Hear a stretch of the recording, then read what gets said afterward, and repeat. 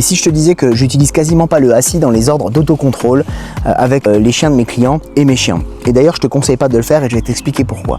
Parce que moi, le assis, si tu veux, c'est une position tout simplement passive, c'est une position de confort pour le chien qui est quasiment naturelle. C'est à peu près la première chose que tu lui as appris, je pense, en tout cas quand tu l'as eu. Donc pour moi, c'est pas franchement cohérent de l'utiliser aussi pour le pas bouger. Ça peut être un point de référence, ça peut être un point de départ sur l'apprentissage du pas bouger et les autocontrôles. Tu peux lui dire assis et ensuite pas bouger. Tu peux rajouter le pas bouger, mais le fait de rajouter un vocabulaire que toi-même tu comprends, c'est-à-dire que le pas bouger c'est plutôt clair ou le reste c'est plutôt clair, tu vas choisir l'un des deux, du coup tu vas te mettre dans une situation aussi d'apprentissage, c'est-à-dire que tu vas avoir une posture un peu plus naturelle, tu vas avoir une énergie qui est un peu plus cohérente et tu vas être intellectuellement en phase avec ce que tu es en train de faire avec ton chien. Je t'explique dans cette vidéo par exemple Maggie que j'ai en pension éducation, je vais régulièrement faire de l'escalade et on n'a pas le droit d'y mettre les chiens, mais par contre j'ai le droit de la positionner là où tu la vois dans la vidéo. Au départ je lui demande de rester et elle est assise de manière naturelle, ensuite elle va se coucher.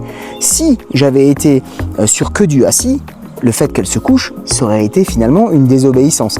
Donc ça aurait pas été cohérent. Je peux pas la laisser assise comme ça pendant 1 heure alors que je fais de l'escalade. Donc pour moi, je suis pas partisan d'asseoir son chien 100 fois dans la journée, de leur demander de tourner ou de reculer, etc. etc.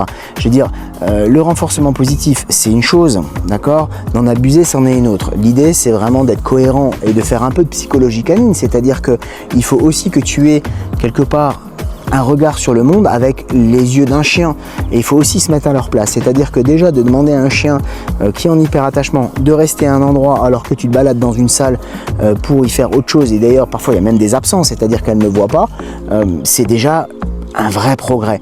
Donc demander stricto strict de qu'elle soit assise et pas couchée ou pas confort, je pense que c'est vraiment pas cohérent. Donc réfléchis bien à ça, sois cohérent dans ton travail, sois cohérent avec ce que tu veux demander à ton chien et utilise des bons mots qui vont t'aider. En tout cas, je te remercie et j'espère que cette petite vidéo t'a éclairé sur le vocabulaire que tu peux utiliser dans l'apprentissage de ton chien. Ne sois pas inquiet, ton chien est capable d'apprendre une multitude de mots, de commandes, donc ne t'inquiète pas pour ça. Je t'invite à liker cette chaîne parce que je vais faire pas mal de vidéos. Et puis je te dis à bientôt, ciao!